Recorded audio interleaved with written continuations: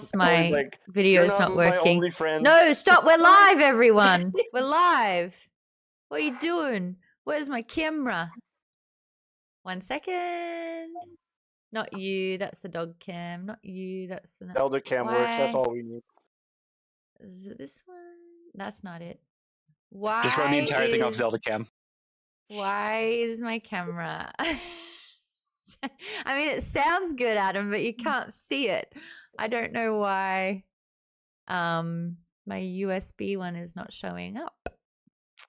That's fun. Let me deactivate it. It's not showing up. Yeah, it's just Zelda cam. Zelda's cam is one of them. Hi everyone. Sorry. We're a little late because I mean, I can't even see where it is. Oh, goodness me. This is Zelda. Welcome. Make sure your camera isn't... No, it's a different one. No, it's not. Fuck, that's what it is. My bad. No, that's that one. That should be fine. For some reason, this other one's not showing up. I'm going to re-put it in. Let's go around and say what you gave Artemis out of 5. Who wants to start? I gave it a 4.5. Yeah, go, Aaron, go. Hi, Susie. Yeah, I'm figuring it out. Yep. Good. Yeah. Good. I'm a solid 4. I think I gave it a 4 as well. I didn't read it. 4.5. I gave it 4.5. I gave it a 5. I thought it was slow getting started, but by the end, I was I was getting really annoyed because people kept trying to talk to me, and I wanted to hear the end. I gave it a 3.5 out of 5. Why 3.5? That'll do. Sorry, I had to take my camera's up. I just had to take it from the video call. So now I need to figure out another camera for my Discord video call. For some reason. Did I unplug it accidentally, do we think? Your camera? Okay. Yeah. I'm sure that's what happened. One way to find out. I wonder if We're doing it live. Yeah, my eyes are glazing over. I can feel it. It's tech problems. I don't know what happens whenever you do. Eyes just go straight over. Zelda, you're doing great. You're hosting the show right now. Zelda, tell everyone what's up. Have you tried turning it off and turning it back on? I did unplug it. I unplugged it. Oh, Maude. Put this over next to the other fire. So Adam's asking if you have 3 cameras. Yeah, no, I just unplugged one. I do. I have 3 cameras. I have 3 cameras. There we go. Hold on. One moment, please. Look, this is fine. This is fine. House is on fire. Dog on a chair with a hat on. This is fine. There we go. I'm going to pop that one in the Discord chat. If you want access to the Discord call, you can. It's just sign up to Patreon and you'll be able to see 2 purple squares go. There it is. There. Why does this look like it's from 1995?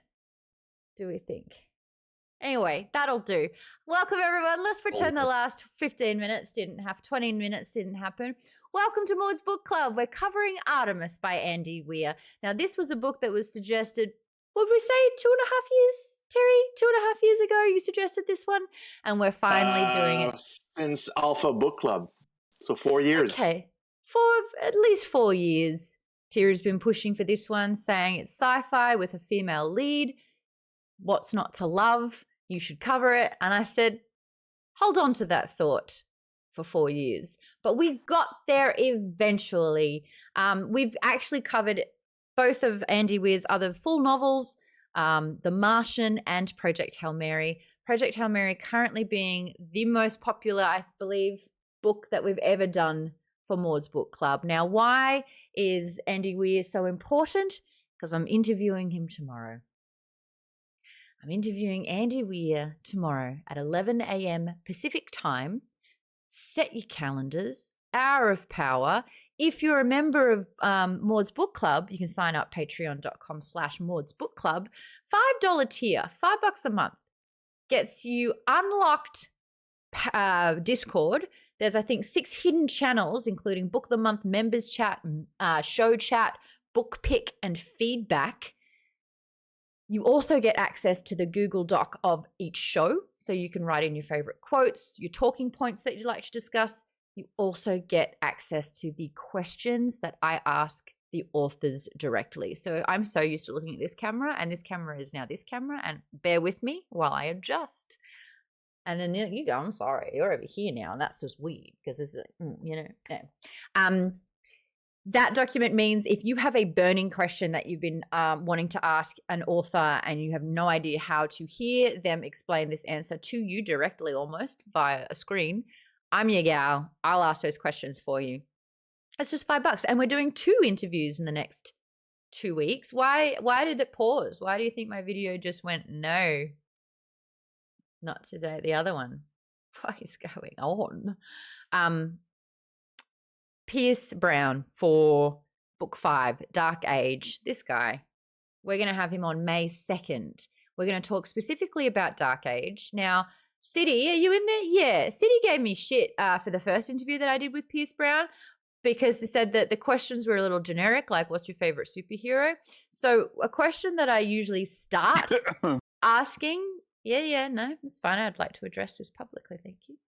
Question that I like to ask people, the very first question I like to ask, like, what do you nerd out about? And this was the first time that I really got to nerd out with Pierce. So I wanted to know favorite video games, superhero influences, the things that kind of made him a geek, because I wanted to know what were the things that inspired or prompted the book. It turns out it was 40 minutes of him talking about the Roman Empire. So the meme that went around, which was, how often do you think about the Roman Empire? Mine is, how often do I think about Pierce Brown thinking about the Roman Empire? Because that's every day now, because that man spoke about the Roman Empire like it was his firstborn child. City's saying, now I'm sitting here awkwardly twiddling my thumbs. No, it was actually great feedback, because if you thought we were going to have a full-on discussion about Red Rising exclusively, which we kind of did dabble into, talking about the Roman Empire, but I just wanted to explain because that was my first one. Now that we're at interview 5 with Pierce, we get straight into the meat and potatoes. We bypass vegetables, straight into the meat and potatoes. We get to talk. Why camera in Discord? Why? What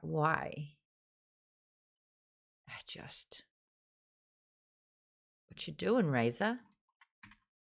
This is a thing. I'm not sponsored by them, so I get to shit on them when they don't work. What are you doing, Razor? Alright. I mean, it's like registering, but like also not at all. Now, Vaden, yours is gone out. Okay, mine's back again. Great. Okay. We will actually have to talk about meat and potatoes with Pierce then. I cooked the best beef stew last week. You want to talk about meat and potatoes? Like, I used a slow cooker. I used Worcestershire sauce. We are not going to talk about that for 10 minutes, how to say that word. We're going to talk exclusively about Dark Age in this one. It is going to go full spoilers. I'm going to try and get Red God tidbits in there as well. I'm going to try and get updates about the show that he's been kind of like sprinkling in over the last year. But I definitely want to talk about Dark Age because after Dark Age, it is Lightbringer, and then after Lightbringer, it will be Red God. Any picks, says the Mask of Eternity, about my stew? I think I have one, but it's a bowl of stew and then Zelda's eyes just over like, you can see her like just sitting there patiently. Like, my dog's the kind of dog where it's like, if you're eating, she will not break eye contact. She won't move. She'll be a statue. She's like, I will be the goodest girl ever, so I can like have some food. And it's like the best behaved she's ever been. Now she looks like a hairy sausage potato. Zelda. Oh, you can't really see her face. Hates me right now. Oh, yeah. There we go. Good girl. I've got some thank yous. Susie, you just right in the chat. You followed 13 minutes ago. Really appreciate that. Lovely to have you here for Maude's Book Club. Susie's saying, hi, Zelda. Now, Susie, if I'm not mistaken, you are over at the break room chat. Sometimes I hear words and I try to place where they are from, and other times there is no chance in hell I will call you the wrong name. Isn't that right, Kevin? It happens from time to time. Ken's like, that's me. Aaron, it happened with you. I called you Steven. Was it Steven? I literally had no, to put Aaron in my Discord name. Yeah. Sometimes I'm like, I've just decided this is your name. I get that from my mother. One of my longest friends, Emma. Nope. To my mother, she will always be Samantha. And it's like, it's easier for everyone else to adapt to mum's decision than it is for her to change the name. Speaking of mum, she was on Poppy War last month to talk about sort of like the deep psychology of characters that went through some shit in that book, let me tell you. So at the moment we've been going through, hold on. No, Gaia, thank you for 28 months saying NBC. Hype, hype, hype. Lisa, thank you for 27 months using that Prime. And Darren, thanks for using your Prime for 25 months. As I like to say, give me those pesos. Amazon's got so much money, may as well give a little this away. Who am I using my Prime for? Also, if you're using your Prime, it means that you've got access to Fallout. Give it a watch. Should I do a Fallout playthrough? I have it on Xbox, though. I need to get it on Steam. I was thinking about doing some Star Wars. Well, I want to play Fallout 4. 4's decent. But, yeah, 4's decent. Yeah, and it's got that airship in it. It does? Yeah. I notoriously have played 5,000 hours of Skyrim, 5 hours of Fallout. Play 4. It's a good one. We'll play some 4. The problem is with RPGs, as the community, the OGs can attest to, I get in the zone. I get very distracted. I forget that people are watching. I forget that there is a chat and an entire conversation's happening. I'm just here trying to teabag a corpse, you know? Like... I mean, any Bethesda game, Skyrim or Fallout, it's like, if you have OCD or ADD, it's like, that is like the worst game, because it's like you go in one direction, immediately take a left, it's like, I should be doing something like saving somebody, but no, I want to just go in this direction and see what happens. That's I will sort say of the whole point, though. I know, that's what Skyrim does. That's Elder Scrolls. It's like, go forth.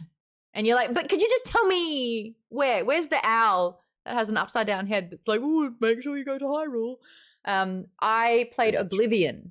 This is dating me. I played Oblivion and I really found that they were just like, walk in a direction. And I'm like, but there's so many directions. Like, literally why escape don't you just prison. tell me like, where to go? Go to this town and save this town. It's like, but something's over here. And 300 hours later, then you finally do the main quest. I know. And then you're so jacked up because you're level 300. And you're like, I just took care of some stuff. And they're like, catch the chicken. Okay. Or the 5 rats in the basement. Yeah. One shot the final boss. Oh, wouldn't that be nice? I will say though, no one asked. Elder Scrolls Skyrim, melee heal. So I max magic and strength. And so I clobber, and I'm like, oop, top me up, blah, blah, blah, and that's how I play Skyrim. I do not do bows in that game. Not a stealth archer. Wow, that's a bold strategy. Absolutely not a stealth archer. Bop him on the head, give me a little heal. KBDO says she will ask her, how do I do this question? And then not check chat for 13 minutes and then pick a comment from 30 seconds ago and think it was the answer to the question. If anyone's wondering what kind of community I have, it's one where we freely call each other out. Like, no shame. I do that. The most random of tangents. Random tangents. I will ask for help and then blatantly ignore said help. And then KP Dubs, who spent 13 minutes saying this is the answer. And then someone else comes in and goes, oh my God, Maude, this is the answer. I'm like, oh, thank you, random person. Yay. Yeah, that's why I had to have this emote. It's literally called In the Zone because I would get locked in. And so I would see waves of this In the Zone emote. And I'm like, why? Oh, because I was in the zone. All right, so let's go back. Though. That's okay. I am having fun. Well, I will say, like, when I game, I love to mentally switch off. Like, that's why I don't like lots of puzzles. I'm like, just let me play. Just let me, like, you know, it's from old school like World of Warcraft days where I'm like, if you got a gold exclamation mark above your head, that is like crack to me. I was like, I will run straight up to you. I won't listen to a word. Skip. Collect 10 webs from the spiders to the left. I'm like, done. Go out there. Boom, boom, boom, boom, boom, boom, boom, boom. Get my 10. Come back. Thank you so much. You've helped me. And then my family. I don't care. Ding. I'm like, next quest. But usually this is where they get you. When you go and collect those spiders, there's someone else about a kilometer that way with a little gold thing above their head. And you're like, but I'll get to this and then I'll come back. And then it's just one more quest, And that is why when I was 21 years old, I had to... That's kind of like Jazz and Artemis, where she's literally going from one quest to the next to try and help her get to the end goal, but she keeps failing. That's it. And I will say, at least kind of, unlike Dresden, when that domino effect happens and he's like, I've had 17 minutes sleep in the last week. And you're like, oh, please rest. Jazz at least got a little tiny pocket of vent that she was able to sleep in. All right. So something that I'm getting better about is that every single time we do a discussion on the show, especially part 2, I'm going to put book club questions in the document and try and go through these. And then we're going to post them on the website for other book clubs to use these questions that we've kind of tried and tested. So if you do have access to the Google document, you'll see that it's highlighted in a light purple. Is that my favorite color, do we think? I've got 14 questions here. I'd like to go over some of these as a book club discussion. Am I trying structure? Welcome to year 7 of Moore's Book Club, and this is the first time I'm applying a sense of structure to the conversation. We do usually, in part 2, go around and say, what did you give this book out of 5? Aaron, you told me it was 4.5, I believe. Vaden, you said 3.5. Lisa, you said 4. Dorian, what do we got? I'd say 4.5. Hold on, Darian, one more time. 4.5. 4.5? Basil, what were you saying? 4.5. Sorry, I saw. No, 4.5 all around. Loving that. Colleen, would you give it out of 5? Ken, you next. I give it 5 because I got so involved at the end that, I mean, the beginning I was not completely engaged, but by the end I was getting really annoyed with who would talk to me because they were interrupting my listening. I believe that makes you in the zone, Colleen. You were also in the zone. A very powerful place to be. Ken, what were you? I gave it a 4.5 out of 5. 4.5 out of 5. Just a little bit at the ending I thought could have been done better, but everything else I was pretty entertained. We're going to talk about that ending. Terry, what did you give this one? It used to be a 5, now it's a 4.5. What made you deduct 0.5, the second read? Project Hail Mary. Oh, so reading order does matter. I'm going to add that because I have here, it's my last question. Does reading order matter with how you rank Weir's books? Interesting. Okay. Jimmy, what did you give it? Sorry. Oh, sorry, Colleen. No, go, Colleen. I was just going to say, I think that Hail Mary sets such a high bar. If we compare anything to that, it's not going to make it. Yeah. Yep. Katie, what did you got? What did you give this one out of 5?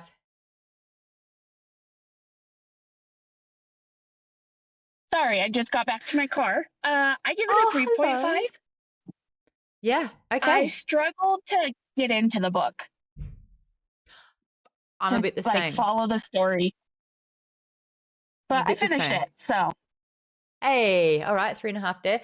Shan's in the house. Welcome, Shan's a newer member of our book club. Where's my applause? I don't want to have to do this myself. Where's my applause?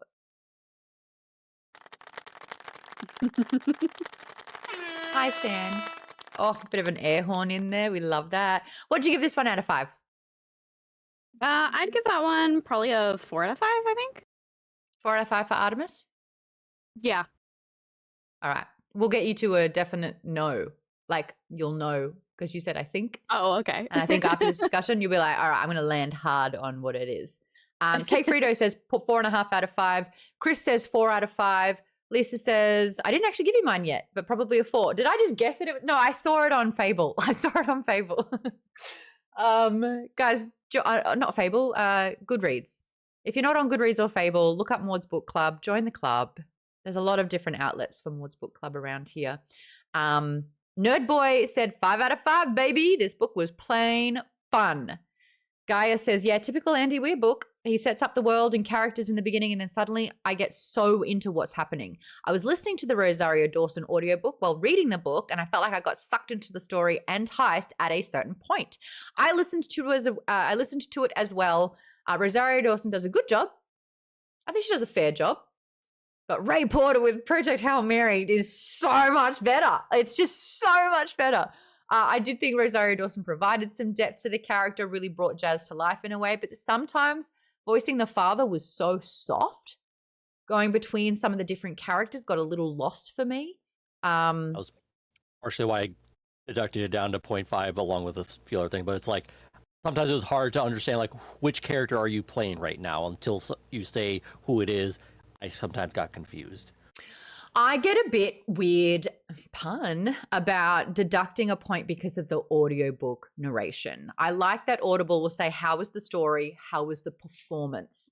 So I think rating a performance of the audiobook is separate because all they're doing is reading the words. And I would hate as an author to have someone who I probably don't even know deduct a point from my writing because they didn't do it justice. Well, the other part is the constant stream of like, okay, this con didn't work for this heist. Let's do another one and another one and another one and another one. It's like, slow down.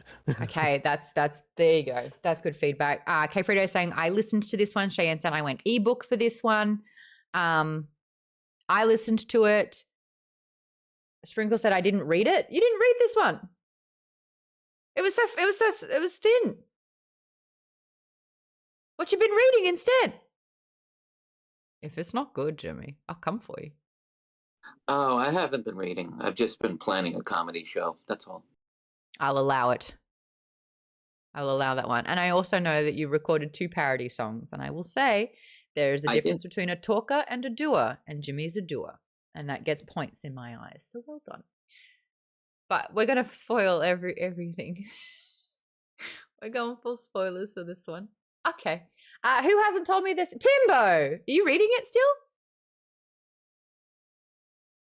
No, I am tutoring a friend in algebra over Facebook Messenger. He's getting working. Ryland Grace on right now. Project Hail Mary is in the front and center of my brain. I got 40 minutes left. I give it a 6 out of 5 now. Listening to it again, it's even. This book is perfect. It is a perfect book. I love Project Hail Mary so much. Martian's a 4.5. Artemis is a 3.754. 3.75. And 4 if I don't count Rosario's narration. She was fine. It just took me out of a little bit. You gave it a 4. City, what'd you give this one? I gave it a solid 4. I've been trying to be more generous, so I ended up giving it a 5, but like Hollywood, summer blockbuster kind of 5. Like it's not a book that I morally took very seriously. So if you don't take it seriously, it's a 5. This is massive. City previously would not give 5s because a perfect book doesn't exist, to which I just say I gave a 6 because it's so perfect to Project Hail Mary. You giving a book a 5 is huge. And I would like to say that this community has encouraged you to expand generosity in terms of rating system. Is that fair to say? Sure, we'll go with that. Guys, any good news that you have? It's like, oh yeah, that's because of Maude's Book Club. It was a fun little story to get into, like you turn off your brain, you sit out in the sun, and nice weekend afternoon, you just read the book because it's not that long. It's a good time. You just have a good time. Don't think about it too hard, because as soon as you start thinking about it too hard, you start noticing some problems. But as long as you don't really do that, it's fine. It's just a fun little story to read. City, I said that about Fourth Wing. I said that about Fourth Wing. Oh, I know people's buttons.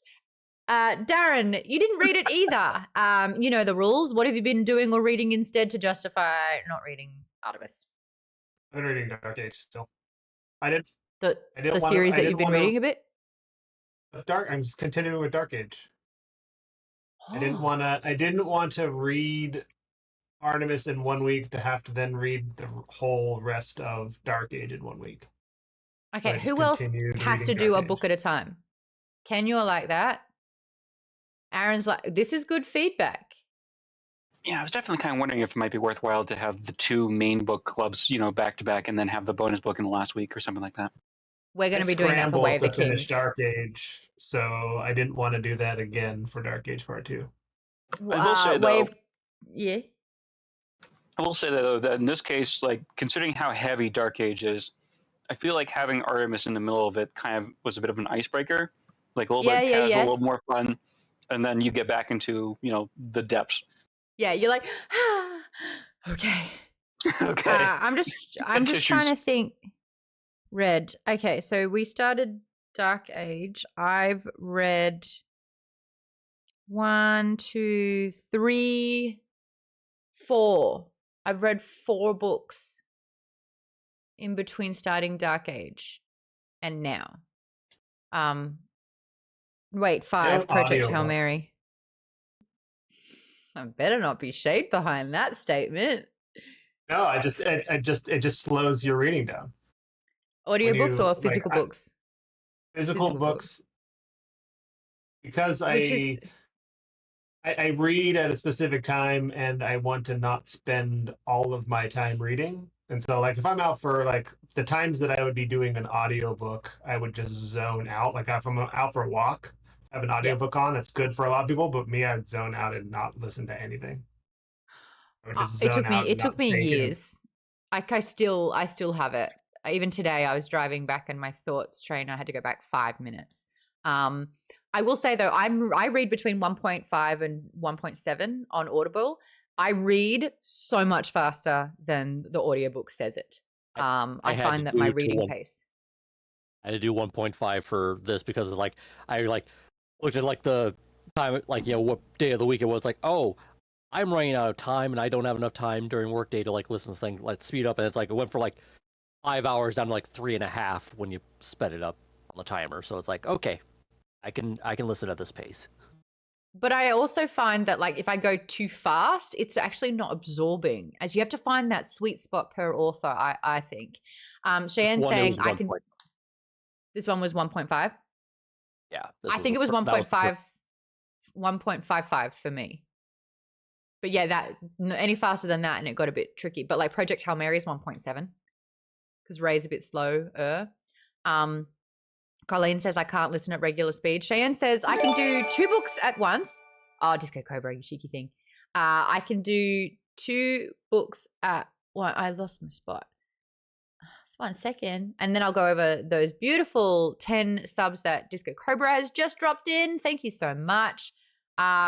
Also, Disco Cobra, I know you're also always asking when I'm going to be streaming video games. We were talking about potential games to stream, and I fixed some of the streaming point spends because sometimes if you did lurking, the video wouldn't go. It's back again. Yay. I'm trying to find my spot 1 moment. Shane says I can do 2 at once. Yeah, that's him. There he goes. Do your thing. Oh, did I? Hold on. This is something that I'm being told. No, that's not it. My bad. Apparently, bookshelf has to be over right shoulder. That doesn't seem right. Is that the better way for it? I don't like that. Sorry. It looks weird. Yeah, I don't like it. All your book titles are backwards. Yeah, all the book titles are backwards. Okay, so this is the right way. Good. Just double checking with some things. Cheyenne also said I needed Artemis after the Poppy War because that was rough. Okay. What I was just trying to say is that I can read books for every mood. I can read 3 books simultaneously. I'm like, oh, I'll do a few chapters of this and then I'm going to pop into that. I've listened to 2 separate books already today. Is it a brag? No. But does it mean that I think that people are like me and maybe don't think that reading one book at a time is the norm? Yes. So next month, Way of Kings, we're going to be doing part 1, part 2, and then we're going to be doing the bonus book. So they will be separate. Well, technically not, because we're doing it over 2 months. Can you guys deal with that? If we do part 1, part 2, take a break, part 3, part 4, or is that going to frizz everyone's hair? I feel like We'll 2 talk months on about its it own in would the do after it, show. but I don't know what the bonus books are, so I can't make a decision.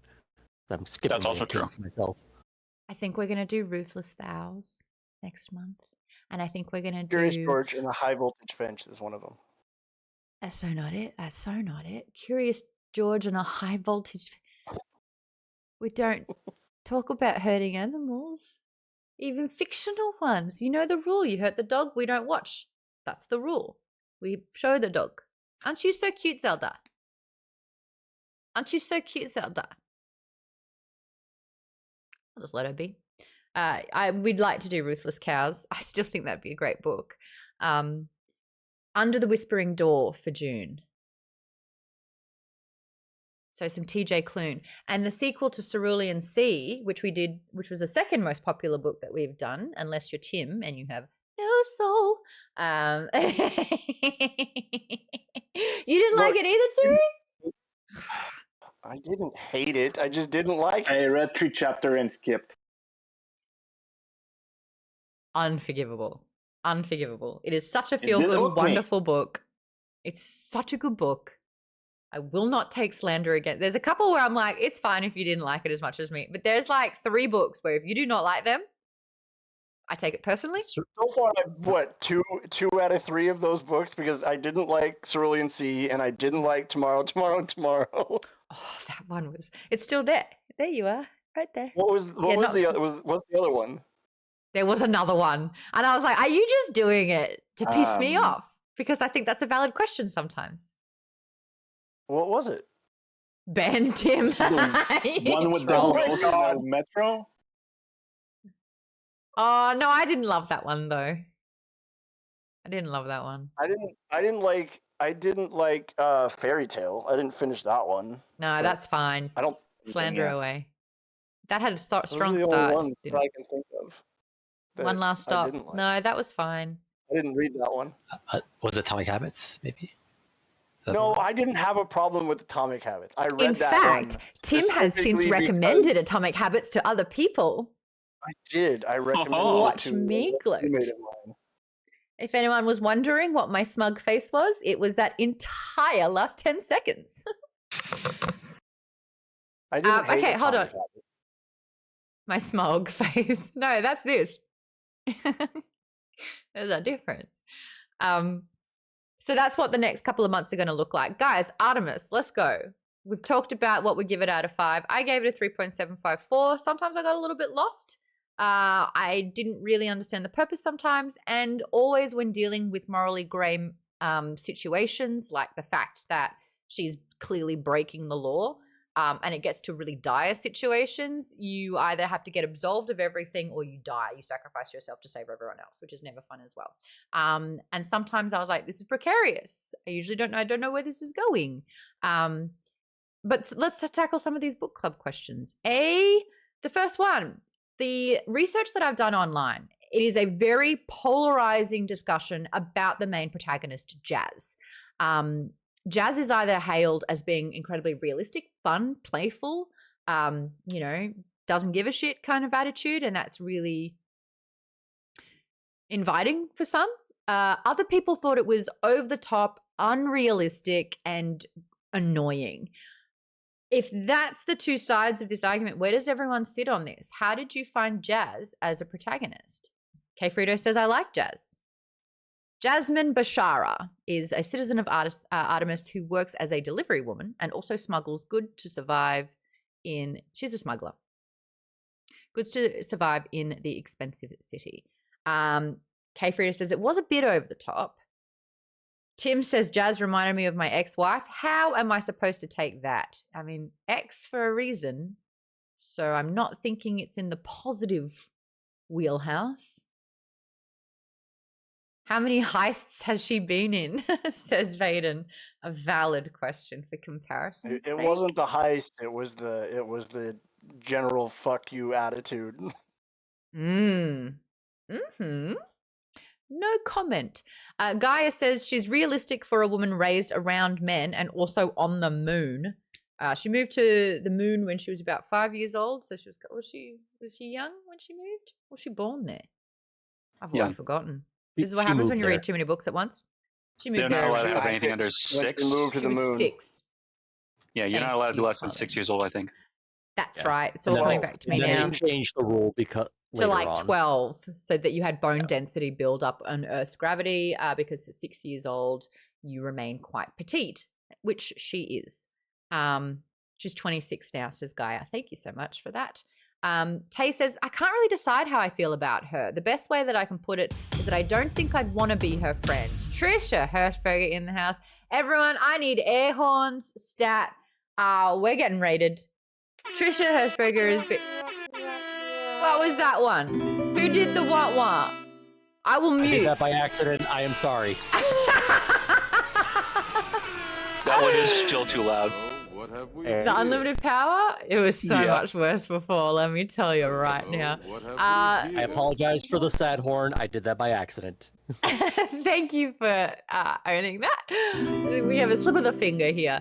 Tim the Machine, thanks for the follow. Atomic Doc, thanks for the follow. Trisha, what were you up to? I saw you in your Tifa cosplay. Or should I say cosplay? Because you slayed that. Who's done Redeem Guide the Raid? Who'd redeemed it? It doesn't say who redeemed it. That's odd. We'll have to try and figure that out. Sub to Impulses says, hi, Maude. I am not a mod. I am the Maude. Oh, is that true? You're so cute, love. If you don't know Trisha Hirschberger, her and I have been solid mates for about 7 years. Goodness me. Goodness me. That can't be right. Where does the time go? She was playing Final Fantasy VII Rebirth. She and I crossed ships in the night at SourceFed. If you're a big SourceFed or SourceFed nerd fan, that's where Trisha started. She was there for about 2 years, 3 years. And then I tapped me and Coach. So she left and then I came in. We became friends, solid friends afterwards. We've done shows together. During the pandemic, we would stream an online podcast together called The Power, Playing, Watching, Reading. Trisha plays a lot of video games. I'm trying to get her to read more books. We'll get there. We'll get there. But if you do want someone who streams video games incredibly regularly and gives you great tips and discounts on tech, and if you like clicking and buying things, who doesn't? It's my self-love expression. Oops, I bought something else. Oops, I'm Santa Claus. The gifts just arrived. Yeah, Trisha's your gal. She'll tell you all the best tech stuff out there on the market. So give Trisha Hirschberger a follow right now. I like to say things like was that a threat or was it friendly advice? We don't know. You'll never know. But you should just do it. To answer Bernadette's question, what are we reading in June? We are going to be tackling this in May and June because it's 1,000 pages. It is highly regarded as one of the best fantasy books of all time. Since 2017, it's been on my TBR, and I said, no more. We are going to be tackling this bad boy, and that is going to be over 4 parts. So part 1 and part 2 will be in May. Part 3 and part 4 will be in June. We're also going to be doing 2 bonus books, just in case A, you don't want to read that, or 2, you read more than 1 book at a time. The Way of Kings, as in wait, KP Dub says, because the book's just too darn heavy. We're also going to be reading Ruthless Vows, which is the follow-up to the book that we did in February called Divine Rivals, which I loved, 5 out of 5 for me. And that one's by Rebecca Ross. And in June, because it is Pride Month, we'll be tackling TJ Klune's Under the Whispering Door. TBD on potential Q&A interviews with those authors. I'm working my Maude magic. We'll see what happens. Speaking of interviews, tomorrow I'm going to be interviewing Andy Weir. Andy Weir is the author of Artemis, The Martian, which was made into a movie starring Matt Damon. The audiobook was narrated by Will Wheaton. And he also read one of the best books of all time. I think that's a fair thing to say. I don't even care if you, and I'm going to talk to Andy about this tomorrow. It is the most, I think, the safest book to buy someone as a gift. You do not need to love science. You do not need to love science fiction. You need to be an inhabitant on Earth for this book to be relevant to you. Because it is talking about the end of the world. KP Dubs, I love that idea. I'm going to start planting that seed. Will Wheaton would be an amazing guest to have on. I believe has written a biography book and has narrated a bunch of great nerdy books, not only The Martian, but Ready Player One. I think Starter Villain. There's another one that he's recently narrated. So that would be really, really cool. Darren says, I gave a copy to my dad. I have made my mum and my brother read Project Hail Mary because it's such a flex as a book reader. You get to be like, you're going to love the book and you're going to be like, wow, I rate this person higher because they gave me the gift of recommending this book. Red Shirts is his best book to read, says Chris. Lisa says, I got my mum to read Project Hail Mary. Lindsay said, I finished Starter Villain today. I highly recommend. I think it'd be a great bonus book for the book club, actually. But yeah, for all the Dragon Riders that are still here, reading sci-fi fantasy is amazing. Tim the Machine, Atomic Doc, thank you so much for the follows as well. Did I hear Aaron? Were you talking? What were you going to say? I was going to mention that Will did the Martian thing, but you beat me to it, so. Yeah. I stopped myself. You gotta be quick around here. Andy Weir's interview is going to be freaking fantastic. I don't think I've ever been so nervous for an interview until this one. I've been doing a bunch of research. I've been watching a bunch of his interviews. I know some of his like guaranteed stories. You know how it's like, tell us about this, and he's got his little anecdote. I know them, so I can do them for him, or I can expand upon them. I know what he nerds out about. I know what makes him happy, and so we're going to try and have a rockstar interview. We're going to talk science for the whole hour. It's going to be great. I'm going to tell Andy that I'm not a science gal, but I am a great character gal, and his characters are top notch, which will bring us back to Artemis in a second.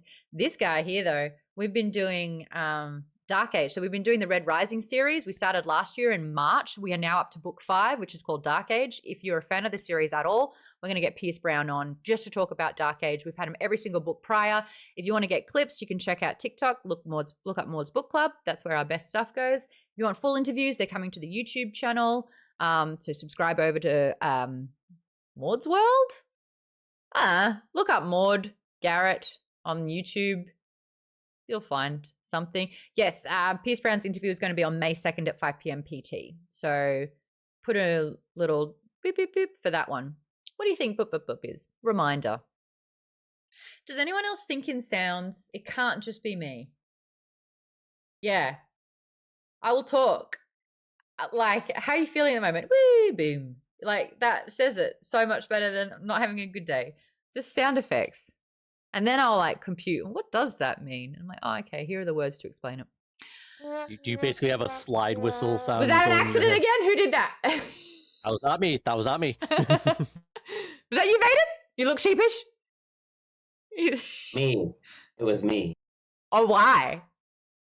Why, Kenneth? What was my what? Oh, because that was the sound effect. You hear in sound, so that was the sound of somebody's.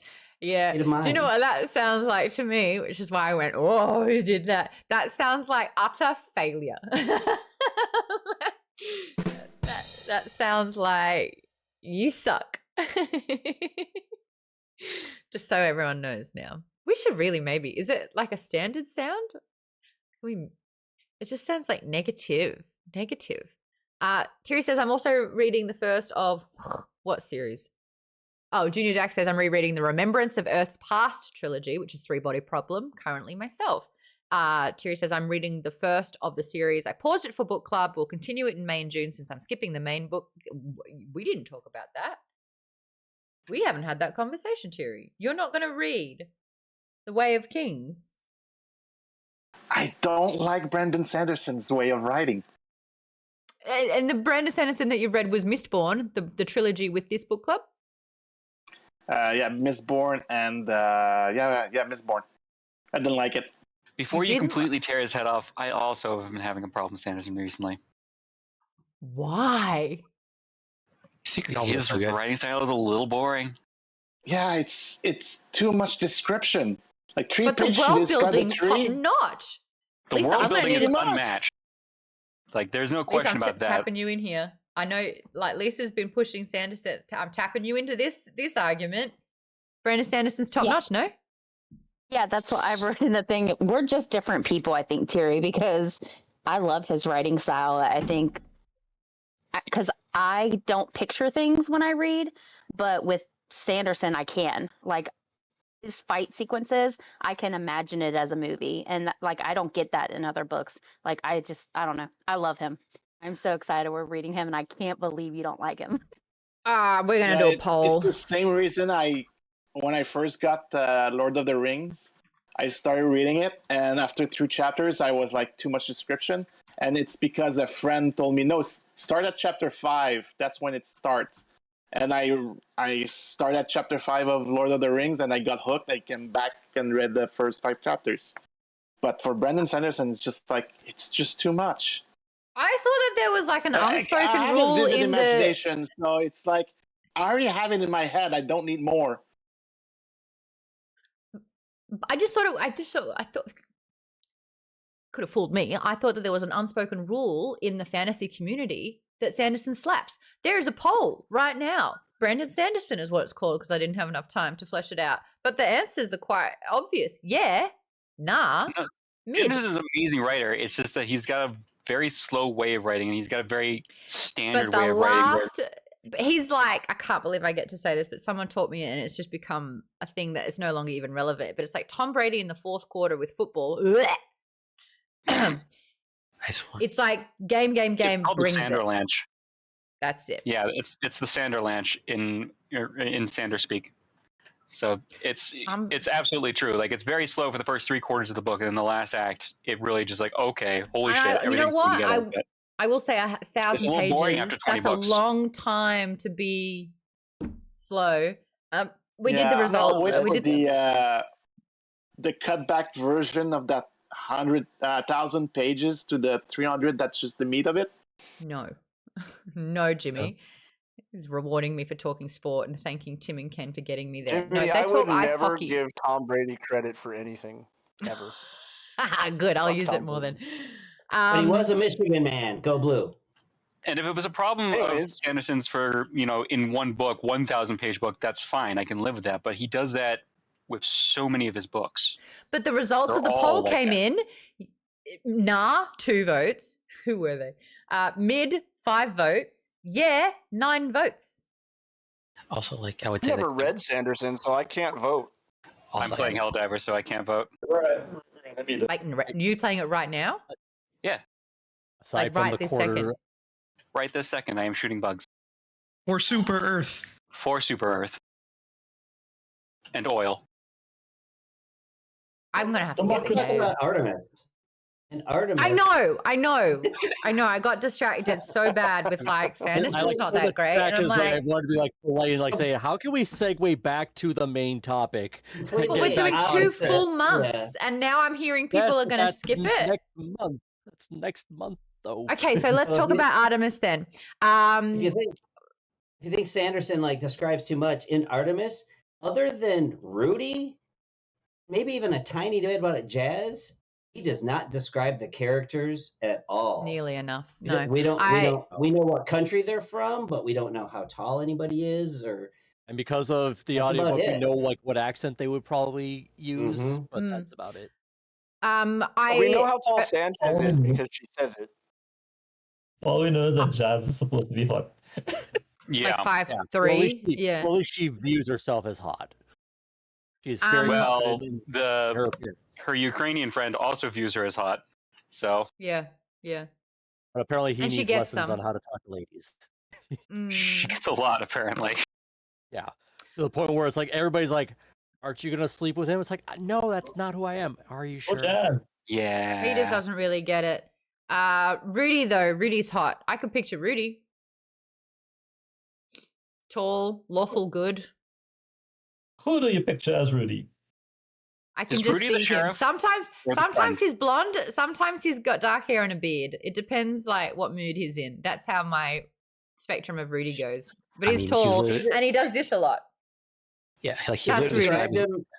She described him as a Nazi's wet dream or something like that. That's right. So he started blonde. He started blonde and then he got dark hair and a bit. Oh, I know why. I know why. As soon as I connected lawful good to him, usually people who are in charge, who obey the law, they go lawful evil. Dolores Umbridge, Sheriff of Nottingham. So he started moving into Sheriff of Nottingham for me. As in, he's not really turn lawful. to page 394. So I thought he was merging into Henry Cavill. Really tried in hard for online that world. one, Maude. Just waiting for an excuse to use that. 194. Yeah. Okay, so yeah, what I was trying to say, because we're gonna get on task now, because I'm like laser focused now. I asked everyone to fan cast, and the feedback was it's a little bit difficult to do because there just wasn't enough descriptors to be able to visualize and see these people. So another question that I have was, I'm going to skip to number. I did at least fan cast a lot about the administrator. I put a lot in there for myself. You fan cast them? Yeah, Viola Davis, Angela Bassett, or Oh, I nice. can't pronounce her name. Sophie Canedo. I forgot how to pronounce her name, but she played like Swan Sanche in Wheel of Time show. Like, those are my three. Sophie I Canedo. wouldn't call it a fan cast, but I brain cast Zendaya as Jazz for some reason. I just kept picturing somebody like Zendaya. Okay. She's She's like 5'10", but yeah. My question, there's a few of them. 5'6" in the comics, and then we get Hugh Jackman, so height isn't exactly an issue. True. Question 13 in the document. Do you prefer a smaller contained story, or would the book have benefited more from expanding the characters and plot? This was a condensed book. It is a quick read. It's about 8 hours or 7 hours if you're listening to it at speed 1 on audiobook. I'm wondering if it's like short and sweet's the way to go about it. You don't have time to kind of plan or learn about these characters because you're into the thick of it. Or throw in an extra 80 pages, really get these characters expanded a little bit more, have arcs within these characters. A lot of the time, not even Jazz. That's like another question that I would like to bring up. Does Jazz herself even have much of an arc? We know that she's... Yeah, okay, there you go. Lisa, you got thoughts? She didn't learn her lesson at all. She literally ends the story exactly where she begins. Yeah. Except with some insider trading knowledge. Yeah. It came across as like a Guy Ritchie heist movie, but as a book. Yeah. And, like I think a lot of the banter worked well for me because I like Guy Ritchie's style. So I sort of thought it was Oh yeah, go on. And then Lisa. Oh no, go ahead. Well, Lisa, Go she ahead. raised her hand. I was just gonna say I liked that it was a contained story, and I liked how we got kind of more information about the Jazz and her growing up through her letters back and forth with Kelvin. I like that. I mean, it was a little slow in the beginning, but once I got into the story, I enjoyed that part of it. That was another question. Why did you do that? That was another question that I have in here, which we will get into for that. I think the big one is, did you like a short and sweet story, or would it have benefited a little bit more for you for it to be fleshed out a little bit more? Cheyenne says it was quick and easy, short and sweet. It was great. It moves fast. No need for more. Kay Frudo says, I like short and sweet. Gaia says, I like short and sweet for heist stories. Twatty has subscribed using their Prime. Thanks, Twatty. Like as in, oh, that's that one. That's the one I need. Twatty. You want to tell me about your name? Do you want to tell me where you get that one from? Got several questions. Use your imagination. Twatty. Oh, no, I am. I'd like to hear from the source though, because like maybe their head's not in a gutter. And that's just us. Yay! Is this new person friends with Fiddled Funhold? Great question. Where are you, Fiddled? Thought you said you were never going to say that name on stream. I know. As soon as I said it, I was like, well, you could. I'm just going to call him Fiddly D maybe, so that I never have to say that. Aaron says, if we get a sequel book, you could expand on characters, but given the general plot being told, expand on characters and the world more would have bogged it down. Gaia says, with Jazz not changing, maybe that's just a statement on Artemis not changing. Like they're expanding the population, but there's still going to be smuggling, etc., etc.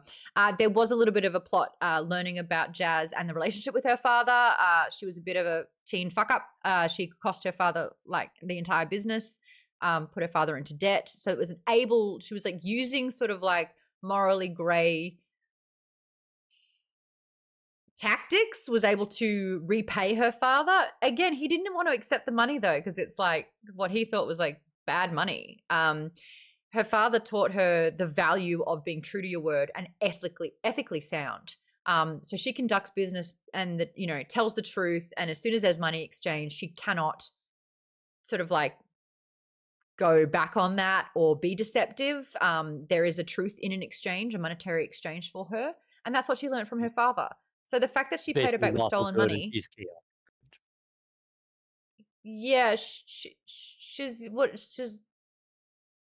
neutral? Well, I think she's chaotic neutral, but there's one scene that's chaotic good. Well, no, yeah, she's mostly neutral, selfish, and she only helps others if it helps herself. Like she does help. She does care to some degree of people. Like she doesn't want to let like what's her name die, like Loretta Sanchez, even though she could have in situations like that. And like she has not a good to at least a certain degree. Like she's straddles between neutral and good, but she's okay. She also sabotages a bunch of things because somebody wants to make more money.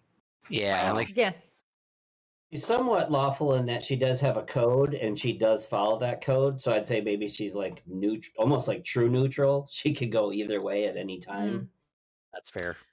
I think because she's dealing with subterfuge, like sabotage, just doesn't feel super neutral to me. She's kind of female like Han Solo. Yeah, and Han owed a lot of money. He'd take on these jobs, and then his ethics kind of like came into play. What are you doing? You get back in that bed now.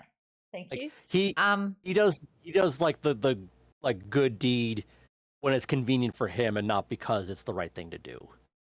Yeah, and something that really bothered me in this book was, look, I saved everyone. And it's like, but no, you jeopardized everyone. So it's like, that's not an incident you had to save everybody. Yeah, that's not a good thing. We're in this shitstorm because of you. So you've managed to course correct, but that's not a win. That's not like, yay, green flag. It's like, thank God. Thank God. Anyway, that brings me to my next question. Is Jazz easy or difficult character to root for, given her morally grey yet ethically sound personality point of view ventures? Hi, Lone Star. I think I feel like Were she's you almost backing opposite. her? Sorry, I don't know that one. Is that you, Cheyenne? Is Alexa getting in on this convo? Ask Alexa what she thinks. Alexa, do we like Jazz Bashara as a character? Did that activate anyway? Alexa, watch Maude's book club. Anyone? Did it get anyone's? I got someone's. So still Cheyenne's Alexa? Play the music or video? Yes. No. Oh, she's got headphones on. It's not me at all. Aaron says, for the most part, Jazz is easy to root for, but her constant, overly complicated schemes just keeps making things worse. Cheyenne says, I think she's easy to root for because she's lower class and she's trying to dig herself out of it.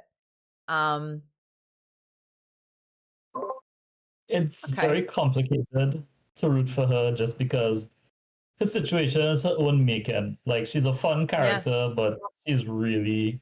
her laziness really did get the better of her. She's taking shortcuts. Wile E. Coyote. Yeah. Vaden, yes? Yeah, I think it's easy to want to root for her, but it's hard to actually root for her. I find, at least because she's like she commits all these crimes to like essentially try to like I said, get out of her situation or situations of her own making. So it's like she basically screwed herself up with lots of poor decisions, and she tries to get out of it by possibly screwing other people over. So it's like I find it hard to root for her because of that, even though she eventually would find out, at least for her father, and one of the reasons she wants to make her money is to get the workshop back for her father, and she does that in the end. So that's something that we didn't see early on, but in the end you're like, oh, that's sweet. And that's why she's so insistent on doing this. I did find a plot hole at the end, though, where it's like you have to pay a hefty fine, which is basically all the money that you've got left over that you haven't spent on someone else. And her argument was, no, you don't want to deport me because I run smuggling. Smuggling's always going to happen. I don't bring in weapons. I don't bring in drugs. I'm like making sure there's no flammable stuff on here. I'm the better person to be running operations. And I'm like, you've just said that the Brazilian mafia is set to make trillions of dollars from operations. She's just put a target on her head. The sequel is her getting sniper shot through her window 3 days later. Like, yeah, she should be dead 100%. Like, there's no way around that. Like, or she basically sets herself up to like be more protected, like, and letting people like with what money? let her get away with more. Yeah, it seemed like the thought was if she gets all this done before the Brazilians send more people there, then they're just not going to send them at all because it wouldn't be worthwhile, which I don't know. Insider trading, though, so she's going to be fine financially in time. But True. Lenny bought out Popalacio's share in Sanchez, so they have no interest in coming up anymore because they got bought out, so they got their money, but it's not their problem anymore, and they didn't know anything was Zaffo. Plus, being up there was only a money laundering scheme, so it wasn't a major part of their operation. It was only going to become one because of that other industry, which is now defunct because it's now taken care of. Okay. Palacio before they knew all this is going to happen. But is there a loose end with is it Jinwoo? Because there was like Lefty and then Jinwoo both trying to kill her. Yeah. Jinchu, thank you. Well, she told her Jinwoo, I think, is a playable. Jinwoo is a playable character in Killer Instinct. To hunt him down. Yeah, told him hey, he's coming in a few days. Jinchu down because he got deported back to. Yeah. So it's to follow him, find out which company he works for, because they're the one who knows how to make Zaffo. So they would be investing in Artemis. So basically, she's not going to be down on her luck for long. She's going to be very rich in a couple years. Because she's an early investor in the company that's if her scheme works, which is if her scheme works, which considering how well all of her other schemes have worked. Plus, it's not like this book's a 3.75 for me. Okay, next question, everyone.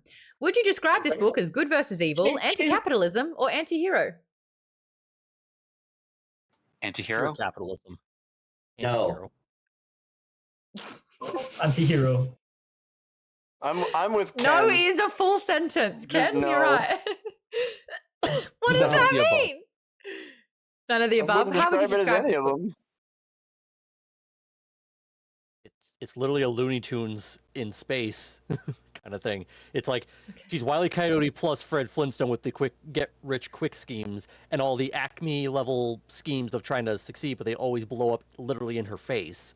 So is this a good question? Because I've had all three answers. She survives because of plot armor. I think Basil nailed it with the whole Guy Ritchie heist film. I mean, that's literally what it is. Lock, stock, and two smoking barrels in space. Yeah. It's like a comedy errors around trying to commit espionage. Like I keep calling this book Space Heist, like how people yell Time Heist for Avengers Endgame. It's like, it's a fun little light book. That's the key thing. It's such a light. You can't take it seriously. Yeah, it's just a fun quick read. Question 12 in the document. For a heist plot, do you think that there were clear enough roles with everyone's jobs within the heist? Did it feel enough like an ensemble, which is what a heist is, or was it just Jazz's story only? As Jazz only. Jazz well, became if there had been more, it was assembling the crew, and the crew work in the third act. That was a little Dad welded a little bit. She Dale literally was there to be like, yeah. Like aside from what's his name, the Ukrainian guy, I forget his name, but it's like aside from him, Solomon? everybody else was basically. I think nobody remembers his name. Svoboda. Everybody was Svoboda. working Yeah. against her up until the very end when she realizes, oh, it's in your best interest to help me now. yeah, and even her dad didn't want to do it. Because he was like, if I don't help you, you're going to die. Yeah. If there'd been more character development, maybe. That's what I love when you have an ensemble heist. Like, I love it when everyone's role is so unique to that person and so pivotal for the task ahead. Like, you've got the getaway driver, you've got the decoy, you've got someone distracting, like, you know, the lead work, you've got the person who can hack into things. In Ocean's 11, you've got the gymnast who can backflip and he's the only one who can do that one maneuver. Like, I love it that everyone has a role, and if you don't have them, the whole thing's going to collapse. We didn't really get trope heist in this. It was the same. As the entire team got knocked out, 3/4 into the thing. It was like, you're just at the finish line. Oh wait, the big giant plot point that Svoboda points out. I was like, this plot point of a tank is concerning me. I'll be fine. I thought it was a consequence of like sticking to telling the story from her perspective, because one of the things I enjoyed about the book is this was like she was telling us a story very conversationally at a bar. So a lot of it, I'd say like the heist was told from her perspective, and I think it's sort of internally consistent that it didn't come across as a heist the way Ocean's 11 is, or sorry, an Ocean's movie is, because in an Ocean's movie you do get to see the story of each individual character, but that's just not how the story was told. Great question. I'm adding that to the. I'm adding it to the doc where it says, "Would this have been better as a third-person story instead of just from Jazz's perspective?" Yeah. So I didn't mind it, but I did. It's sort of like all the other the points people have brought up with like, oh, nothing else feels fleshed out. It makes sense to me. That was almost exactly how I took it too. Right from the beginning, I felt like me and Jazz had been friends for 3 or 4 years, and we're at a bar, and she's like, "Oh my God, I can't believe I never told you this story." And like, as you go through the story, 3 beers, 4 beers, 5 years, things get more sensationalized. She forgets details, and then that whole ending is really weird. Like, you're like, "Yeah, you're full of shit. I don't believe anything you just said." So that's the way I took it. So for me, it was just fun, adventurous. I didn't put too much thought into the plot, the characters. I just enjoyed the banter. Well, if it's an Andy Weir book, we've got to talk about science. He made a very particular point in this book, because I've been researching, that the science had to science. It had to make sense. So he did extreme amounts of research, made sure that like everything was factually accurate, what it would be like on the atmosphere of the moon, how the EVA suits work, the welding, all that kind of stuff. So my question in this one is, hold on, I was going to do question number 4 and I'll get to that one. Where's my science question? I think though that the impression that I was going to, and to tie back into the last question and have the two tied together actually, I definitely felt like this is a story about living on the moon, and then the heist was entirely secondary. Like, it doesn't feel like it was really all that important to the story as a whole. It was just like, okay, well, I want to talk about what it's like to live on the moon, and then everything else is secondary. So the science didn't really have to science. The science was there because he wanted the science. The heist was there just so that he could actually have something to talk about, something to apply the science to. Got it. Cheyenne says the science did not distract me as much as I thought it would. It was kind of easy to take it in one ear and go out the other. The question that I had was, did you enjoy the immense detail of the factually accurate science, or was it something that you simply glossed over? In Project Hail Mary, I was eating that shit up. I got it so much. For this one, Gloss City. I kind of like the fact that it's like, the Martian is like, she scienced the shit out of that heist. Yeah, I definitely would have preferred the Martian more. Like it was cute how it was like, oh, okay, well, water boils at 61 degrees. Like that's novel, that's cute, but it's like, okay, it's an Doesn't add to appetizer. the It's a little plot. teaser. Yeah, it's just a nice little interesting tidbit. And I It's think not actually it's important. because Artemis has already been established. So this isn't a form of like learning to survive. So Project Hail Mary and the Martian, it's like I have information, but I have to pull my information to try and, you know, patchwork this situation together to try and make it work. Tim, you've got thoughts, and then Aaron.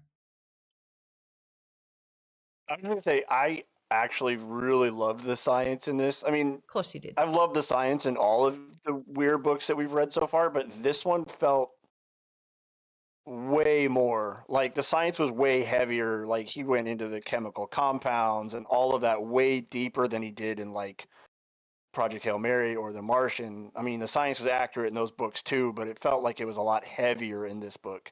And which is maybe why that's why it was kind of in one ear out the other in this one versus you chewing through it in Project Hail Mary. And just a thought. I thought the science was a lot heavier in this book than the other two. Gaia says the oxygen and the gravity was probably the biggest science aspects that were most important to the heist. KB Dub says for this one, the science is part of the world building. Aaron, over to you, and then Baz, we're going to take it to you. I did like the fact that Jazz is basically a like science prodigy. Like you can tell she's clearly smart, but because of her laziness and just wanting to get like trying to find the easiest, shortest path to something rather than taking her time, that's what always got her into trouble. It's like if she just took the time to stop and think, she would have been able to solve a lot of problems and avoid a lot more as well. But because she is who she is, that's why she kept fucking up. Yeah. And that's actually draws me to another question that we'll get to. Cheyenne says, I can definitely see the importance of science being there. It just didn't really matter to me much personally because I'm not a science person. So if you say so, I'll believe you. Yeah, we're not going to fact check that, are we, Cheyenne? It's like, yeah, if that's what, 42 degrees sounds great to me. It's like, what happens next? Like, I can suspend disbelief. You can tell me it's like, yeah. But when so my next question. Oh no, Baz, I wanted to go over to take it over to you first. Did you have thoughts? I think Aaron covered half of what I was going to say. The other half was, I think what I liked about the book is those sections where it got very sciencey is you weren't told the solution to whatever she was solving ahead of time. You discovered it as she was doing it. And I think I felt there was some similarity personally about how she tackled solving certain problems and how I do some of my work, which is like, as a programmer, sometimes I have to fix a bug. So I have to like figure out what I want to happen and work backwards from there. And so I sort of appreciated reading that. And then another thing is my mom's a physics teacher. There's like a lot about physics I like sort of had to learn for her because that's just how it is. And sort of like how she is like with welding and her dad. And I thought it was really, I thought it was pretty cool. That was very consistent that like, well, a big problem in space is heat dispersion. This keeps coming up throughout the book in like Visitor Center and the first like taking out the harvesters. And I thought it was very cool that they sort of stuck with like, oh, you overload the heat on something, it's gonna cause some problems you can't reverse. So I thought it was like pretty cool that consistency was kept as like, oh yeah, just take advantage of the lack of heat dispersion in space, which I appreciated reading it from a science perspective. And I like that you can also relate to sort of like a mother-son instead of father-daughter relationship with bonding over science. Bonding! Pun. There's bonds in science, isn't there? Sure. Fuck yeah! I just science. Chemically speaking, yes. Lorena Sanchez would approve. Ionic or covalent? I'm not going there. I said all I needed to say on that one. Sora Pack, thank you so much for the follow. Yeah, that's why I said it. Next question. No, I don't like that one. It's like someone's like laughing at you. It's like everything's quiet. Someone's like laughing at you. What's this one? I would prefer that. That is less evil to me. Isn't that wild? How is that less evil? It is. It's less evil. It's more exciting. Like, that's chaos. The introduction to evil characters, though. Yeah. I love that. Yeah, I love that.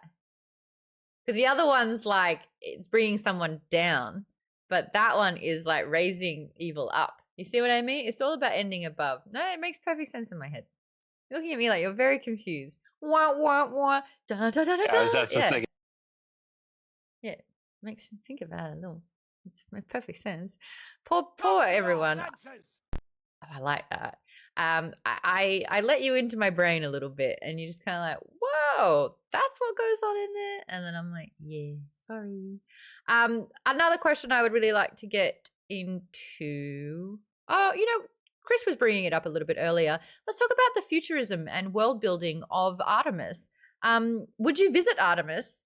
Did you find it appealing? Well, that's an answer. The next one is, what did you think? Do you think that Andy Weir did a good job futurizing what the moon could be? Darian is like, yes, yes, yes, yes, yes. Basil's yes. Tim's yes. Aaron's yeah. Oh yeah. What did everyone say? Susie says, yep. Oh, bye, Colleen. She's got a very busy schedule tonight. In Maude We Trust has never apologized for the brain. Artemis is not appealing to me, says Vaden. In the audiobook, is there a section at the end called The Economics of Artemis, like there is in the paperback? No, tell me about that. He goes into a whole thing about the actual mathematics, and he goes into like some pretty deep discussion about how much it would theoretically cost to send an expedition to the moon today, and then kind of converse that to their slugs thing, and it sounds like something like $70,000 or whatever would be like your trip to the moon and back. Take like a week to get there, you'd spend 2 weeks on the moon, and then a week to get back. So it'd be like a month trip, and middle class people might take a loan out to do it, a once in a lifetime kind of thing. Oh. Yeah, there's a whole chapter in the back of the book. Basically, the Virgin Mobile guy will like be able to make a killing if he decided to invest in that kind of thing. That's about what he charges for his rocket trips anyway. That's so cool that he's built it all out. There's like things I'm going to talk to him about tomorrow where it's like he's got the anatomy of Rocky like down. And he's like, I have all this information. Like, I can tell you how his muscles work. I'm like, tell me how his muscles work. Are you kidding me? That's exactly what I want to know. I want diagrams. I want charts. Like, that's what's interesting for me. Answer your one question before, though, about like, would I, visit or whatever. It's like, yes, I would visit Artemis. I would not want to live there because I don't want to eat, algae, goop all the time. Was it called gunk? Gunk. Yeah, it's like, and then you get like the different flavor packets to make it a little, more appetizing compared to its normal state. I mean, it sounds like it's just vegan top ramen. Gunk sounds toast. like the most unappealing thing. Like, you never want to be hungry again. Put gunk on tofu the with algae. Darian, you got thoughts? I'm just guaranteeing one thing. That fancy, expensive Chinese restaurant that she mentioned would probably be really crap Chinese compared to anything we could get on Earth. Yeah, it's all imported from Earth. Panda Express on the moon. You'd have to be freeze dried, like yeah. It's they don't just have MRE. botany. Except they're for the not. algae. They're not crops. Yeah. Oh, gross. Okay, so most of us are not going to go to Artemis. Is that one park that had greenery in there though? Like that one big dome area she mentioned? Oh, I pictured Starfield for that. Did anyone play Starfield? I played Starfield, and I was thinking like there was something exactly like gunk in Starfield as well, and I'm literally just trying to look it up. I couldn't find it, but I think I guess it was very cool to read about Artemis in the sense that it actually felt very realistic in terms of how things would be organized, which the tunnels, leads it to be like the infrastructure. Yeah, like just like you start out with bubbles, and then you're connected by tunnels, and then they're divided by class. Like, oh yeah, you're literally a hamster. Yeah, and I think that's exactly why no one here just really wants to visit. It's not It's appealing. like, oh yeah, this is the most efficient version of late stage capitalism. No one wants to see that. Tim? I was just gonna say the book has a map of the Artemis and the area around it. You would post it in the definitely chat? not put 2 nuclear reactors that close to your living space ever. Like I Well, does live near the a lack nuclear of reactor, and oxygen- it is a 20-minute drive atmosphere at all. 60 miles an hour. That sounds like too So- much science for me. Just saying, you wouldn't do it. You Even have on the moon. you have a futuristic space colony on the moon, corporations. Why is there always a slum? Like, why is there always like this is where the poor Because there's people always live, going to be this is where the- classism. Because every time you Because have an have to have establishment, you somebody need workers. to clean and work. That doesn't mean There's you have to always- live in a shitty, squallery place. It is because you can't Yes, afford it it does. on the wage. Yeah, no, that's probably the thing that makes the but most space sense. efficiency. Traveling to the moon What I'm getting at is is, like- almost indentured servitude. What I'm getting is like they You have no literally money when you get there. You're not going to make any purposely- money while you live there. What else are you going to do? they purposely built them to be shitty. It's like You're basically living poor. They live in poor. That's what they are up there. Yeah, like unless they're going to pay the hotel cleaning staff 150,000 slugs a year, like they're on minimum wage, and so minimum wage means minimum And housing. I doubt that they built it to be a slum as much as it eventually became a slum. Those But like, things yeah, are to live in kinda coffins. organic. Because they probably built it, especially like the coffin things, they probably built it with space saving in mind. just think And it's then like Yeah. eventually it Trope- became a yeah. tenement. it's I the trope like your hate. idyllic mindset, but that ain't reality. I very much got CD Projekt Red's Cyberpunk, like where you start in your little kind of like slum space in Cyberpunk. On I got Earth that. was from like society is established and broken down and regrown and all that stuff. But it's like you built this in space. Like you had a purposeful design to make sure everything's safe and orderly. Built a slum. It's like No, Tim No, like, said it some exactly. kind of- It's like you have small space, like you have Yeah. there's a lack of okay, space. to allow a slum to occur. Well, You what will. else are you going to do? Those things are fairly organic. They kind of originate based on like the environment and the market and these things because people go for like where the cheapest places are, and the cheapest places are end up having like the least amount of service and those kind of things. It's They like, also it's did, like, like- the life cycle of any city. You'd have it's going to be planned out, but at the same time, these things kind of self-emerge and self-organize after a while. That's just the sad reality. It was like Savoto pointed out, like, at the end though, her whole like shenanigans eventually did point out all the flaws in the city planning. It's like why would you have life support centralized? Why not have it in each individual bubble? Like why are you doing this? Like why is all that I mean, stuff? They could never do a full air infiltration of the whole city. You have to do a stress test of the system. I think, Tim, you know this. Like, as much as you design and build something, well, it's like when you stress test it, you see like the things that you never even considered. Junior Dax says people go to start new lives with hopes that they'll have a different life, but ultimately class systems will always hold some down while others rise. It makes sense that the problems on Earth will follow us into space. I want to switch the conversation. I want to go back to science for a second. I can't believe I just said that. But I want to talk because we've all pretty much read Project Hail Mary at this stage. For those that haven't, the story follows a junior high science teacher called Ryland Grace, and he wakes up suffering from amnesia in a spacecraft, and through bouts of going back and unlocking memories, recognizes that he has made a discovery. The sun is dimming, and he's kind of responsible for some of the science learning about why the sun is dimming. And it turns out that, he's on a mission to save the world. I think that the science in Project Hail Mary, there are two reasons why it is better received and easier to write. And that is the fact that, like I said before with The Martian, Ryland Grace has that information and has to apply it in a new situation and scenario to try and get through and survive.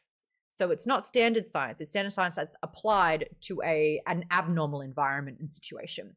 The other thing which I think was so good is that he's a junior high school teacher.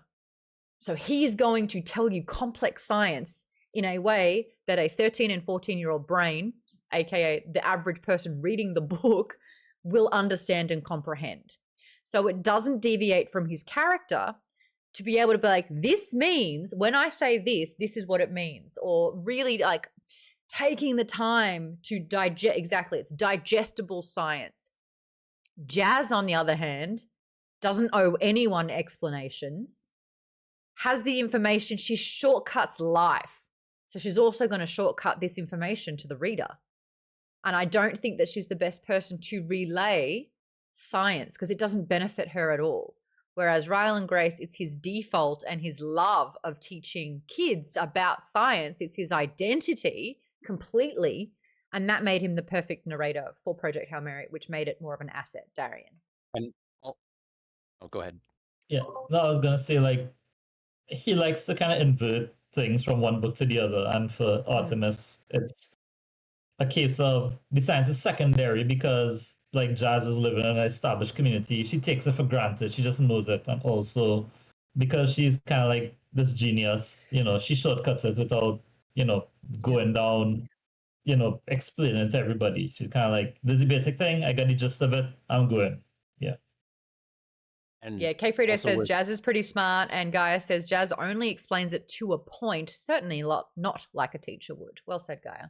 Aaron? And then you have Watley in Martian, where it's like he has to explain the science because he is documenting everything there in his little environment, the Hab, because like, in case I die, here's where I fucked up.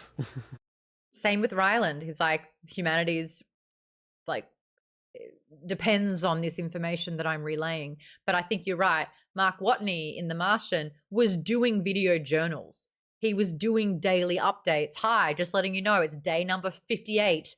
I've done this, this, and this. This is the result. This was the problem. He's basically a scientist documenting his work. Yeah, and that made absolute sense.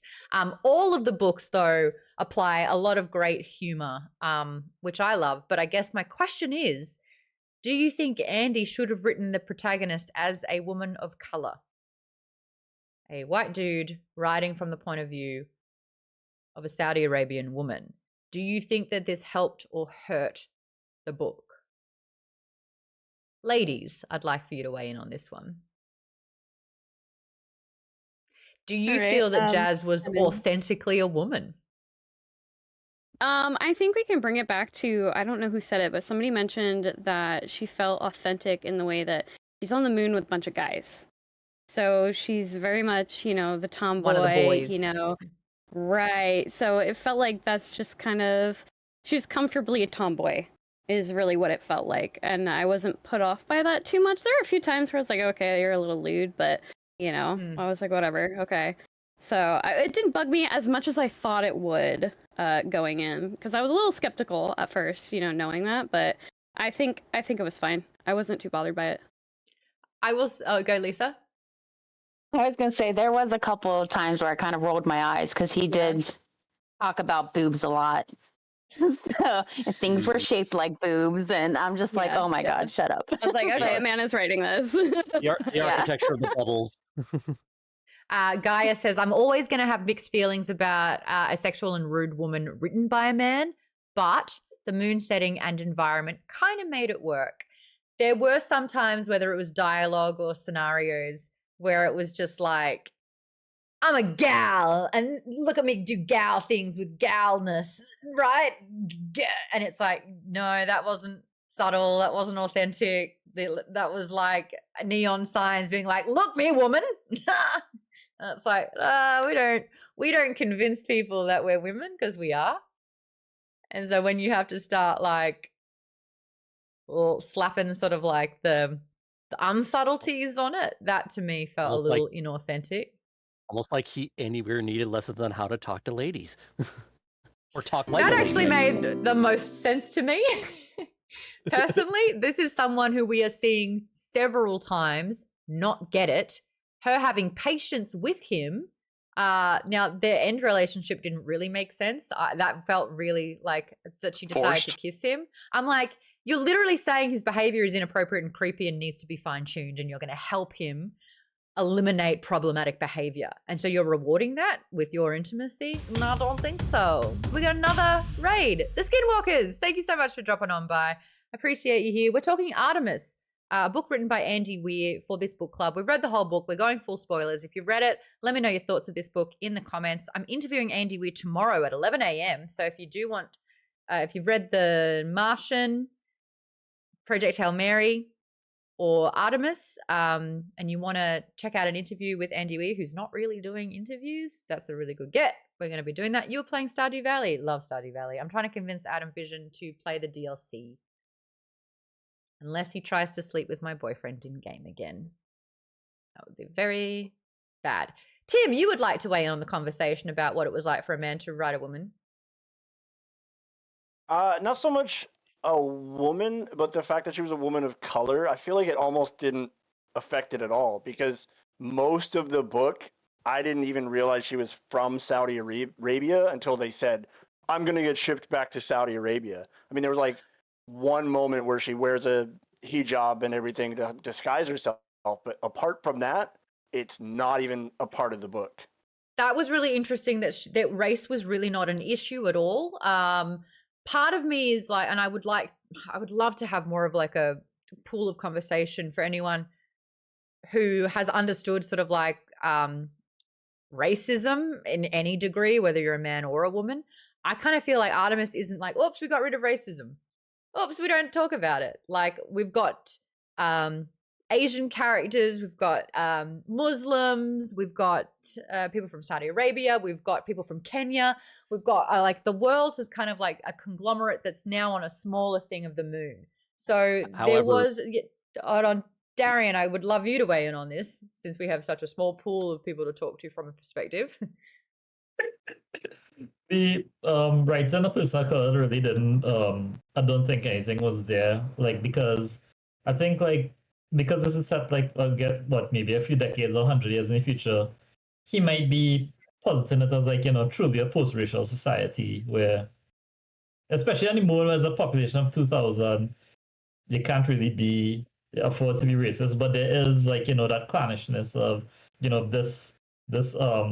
these people, you know, kind of like overtake this industry, these populate this, like, and she explains it very logically in the book of like, you know, how these things happen. But yeah, it's like, you know, nothing there. I'll find out how you wrote it. Yeah, and there wasn't really much discussion about religion as well. She wasn't an active, what do you call that? She wasn't a practicing Muslim. Practicing, yeah. In fact, got it wrong, and that was her tell. But I kind of understand that, like, if you go to the moon when you're 6 years old and there isn't really a place to practice your religion, like that becomes a secondary feature of you and that you don't really practice it anymore. But the things that made her different. Rebel. What was that, Darian? I think that's a case of her just being a rebel because like her father's a practicing and like, you know, he's hiding up by the imam and everything. So there is that community up there. It's just she actively isn't part of it. So it's like, should it have been leaned into a little bit more, or was it just sort of like an irrelevant part about her? And if it is irrelevant, then why do it? I would counter with why not, because I think that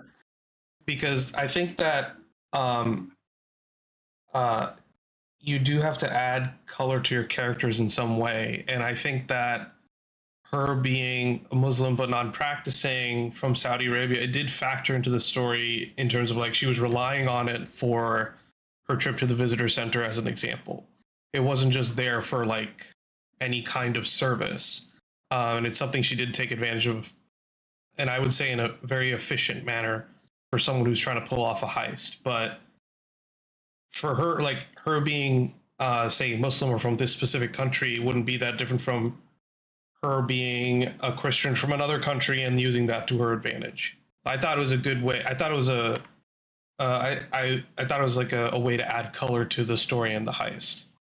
Right. So it provided variety. And I do feel like, Sanchez, it was definitely said that she was Latina. Like the pen pal, like he was a big, and what's her name? Who's the administrator from Kenya. So we're looking at a very big global picture. I guess personally for me, why not? Because he's a white guy. Write what you know. And if it's first person, like live in those shoes a little bit. Like R.F. Kuang is Asian and used her history in a fictional way, but provided like a really great sort of Western lens on Eastern culture. And that's coming from her culture, which makes sense. When we're looking at Rebecca Roanhorse, she's Indigenous and she's sharing an Indigenous fictionalized fantasy, but it's her culture. So that's like the only one where, and I guess it's like, we don't have to harp on about it big time. But it's like, you did say, why not? That would be the one up for me. And I think when you look at The Martian and you look at Project Hail Mary, Mark Watney, Ryland Grace, they're Andy. And you get the best moments, the most authentic interactions, his best humor, the best characters. I think that he does justice are the ones that he represents himself into. Now, there is an absolute saturation of white male authors. And so if we're constantly only getting their perspective and point of view, then we are only reading about white guys in fantasy. And that has been a problem for decades. So I do appreciate if you have a platform, if you've got a voice, bring variety into the conversation. So I guess it's like, how far do you lean into it? Was he respecting Muslim culture, the Saudi Arabian communities, by not trying to authenticate their experience, having not lived it? So I don't know. I don't know if there's like a right or wrong answer. I don't think it's that kind of cut copy. What do you mean, Darian? You did this. Oh no, well, I'm just to kind of bring it to that point, like the way he writes her dad Amar is very respectful. Like, he's a devout Muslim. He is, he's like building like the equivalent of a prayer mat on the moon. It's just that Jazz is a scamp, so he doesn't have to write her, to be like an authentic Saudi woman who's like pious and all these things. Like, got it. She's able to be rebellious because that's a human nature. That's a human trait. Yeah. No, I get that. I like that. He gets it with the dad. Like, he doesn't have to with Jazz because that's the character. But it features within her family. Yeah, no, I get that. Okay, I like that. I'm going to be totally honest. I kind of thought at one point that the reason why he made her Saudi or, Muslim at all was to give her an excuse to wear a head cover so that she could add to the disguise when she goes to the visitor center. And everything else just kind of stems from that. Have you seen Mission Impossible? Yeah. I mean, like, a believable reason why she would disguise herself for somebody who's not an expert in disguises, like, say, the guy from Mission Impossible. Yeah, but it's like, but I actually thought that would make it easier to be traced because there are so few Muslims. So if she identified herself as a Muslim, it's like, all right, well, checklist of people that this could be. There's 7 on Artemis, so it's 1 of 7. It actually less generic and more obvious. But I kind of wish maybe that Jazz leaned into it. Jazz was like, hell yeah, I'm a smuggler. I've got one of the better loopholes out there. Like, so, I love that Rudy thought you did disguise within 5 seconds. Like, he knew it was Jazz. Yeah. Like, saw her eyes. Yeah, this is Jazz. Yep. Well, that's because she messed up. The bow. Also, I like to think that because she was there since she was 6 years old, it's like, she was only in Saudi Arabia since then, and then has been living on the moon for 20 years. Like, she doesn't have any real cultural connection to her home country. She has even told us as the readers, like, this is my home, this is where I am, it's like, this is who I am. Like, she doesn't belong to any one country or culture. It's like, I am a moon person, basically. So, what Keepy said, he's asking about if he researched about Muslims and Muslim women specifically. Like, he did say, and he did say in one of the questions in the back of the book that he did consult with he had a friend, a Muslim woman, a friend that he talked to and asked her for advice essentially So he did get someone's He did due information about it, diligence. consulting. I don't know beyond that point, but yeah. Yeah, that also sounds like the bare minimum. And I've had to learn to not get tickled and excited when someone demonstrates the bare minimum. I have to adjust expectations. You mean you have standards? I'm giving it a red hot go in this city, which is super hard. Anyone goes, why are you single? It's like, yeah, I have the audacity to have standards. That's all it is. I go, oh, Cheyenne liked that one. The audacity to have standards. The Darkin says, hello, I'm from Ecuador. I'm 27. I'm handsome. I would like to meet a girl from another country to talk. Darkin 96 ain't gonna happen here, my dude. Literally just talking about having standards, and that ain't how I meet my person. But way to put yourself out there. I'm just gonna have to ruin your day. Ba-ba. Or do I pin the message? Pin the message. Gaia, I'll leave that one to you. The last question, since we're at our time. Do you think that this book suffered from the shadow that was cast by Andy's widely successful debut novel, The Martian? And does reading order matter with how you rank Weir's books? Now, Vaden, you said yes.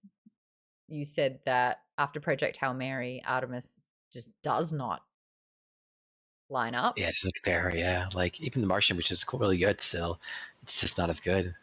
Like, there's so much more. Like I almost finished my reread of Project Hail Mary, and it completely stands up to everything. It's so good. It's so good. Right, it's literally perfect. So I can't. It's perfect. I have this book is not. This book is flawed, and it's like if this was anyone else, I'd be like, hey, this is a great novel. Like, I had a good time. I like the premise. The science is incredible. But because I know what he can do, yeah, I think that it's hurting the score. And I think that's so hard. This is the overachievers cross to bear again. It's like when you are so good, people then keep expecting you to be good. You can't have a bad day. You can't produce something that's fair. The expectation is that it has to be brilliant. Why do you think Patrick Rothfuss is not writing books anymore? The pressure is so insane. He's capable of greatness. But what if it's not? Sarah J. Maas, that third book in Crescent City, you fucking kidding me? It was rubbish. I'm sorry, but it was not good. And we waited for that. Cheyenne, did you read it? Yeah, I read it, but I liked it because I like all of her books. I'm still in the middle of it, so no. Nope. Nope. I'm not even. Nope. I'm good.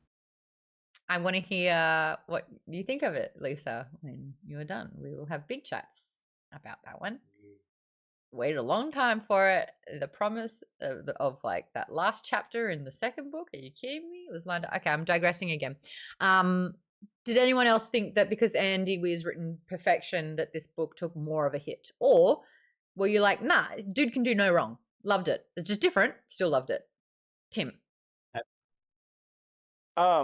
I didn't look, but what was the order in which they were written? It was The Martian and then Artemis and then Project Hail Mary? So this is what's interesting. Artemis was the book deal that was signed after The Martian. The Martian he wrote, self-published, made 5 million, sold like 5 million copies basically.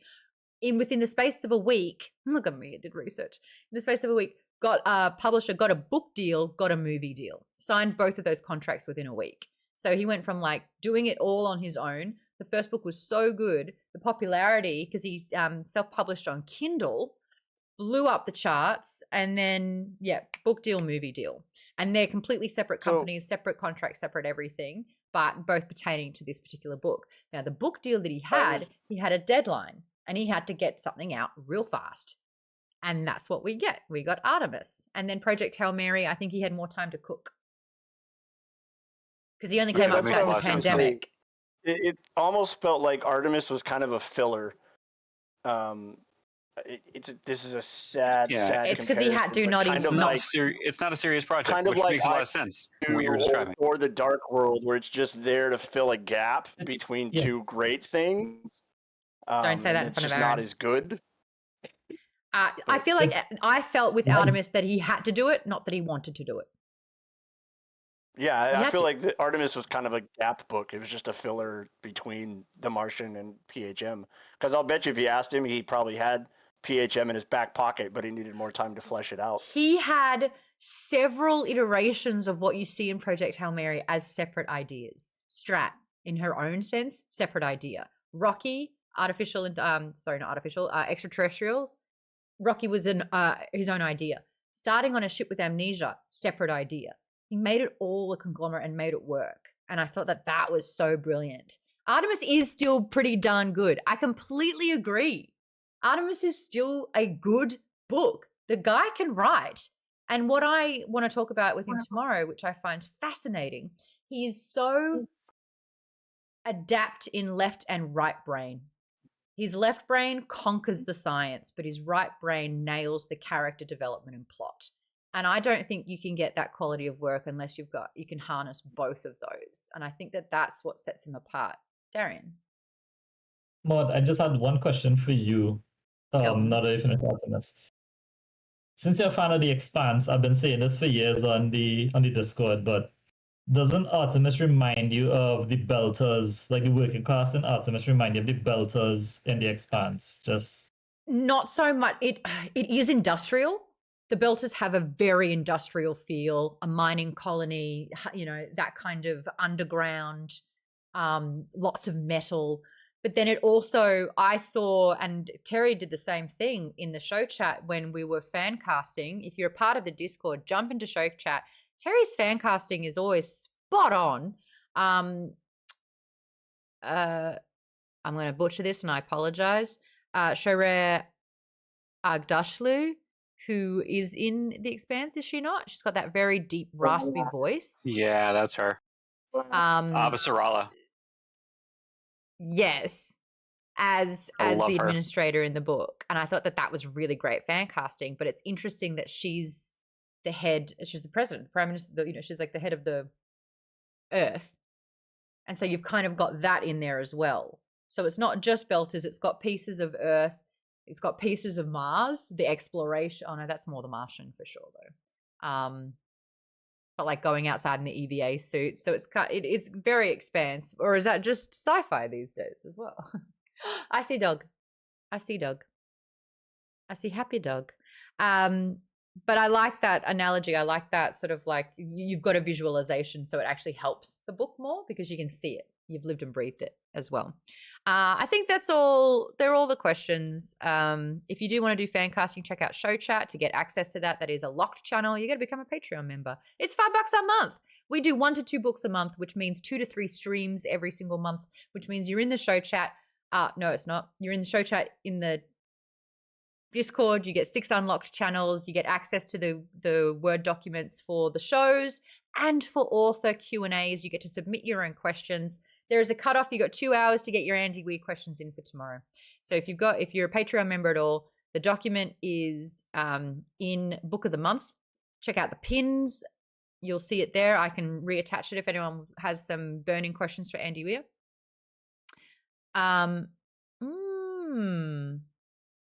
Not right now, Ken. I can't put my brain. No, I thought it was a suit half the time. Let's be honest. I got no idea.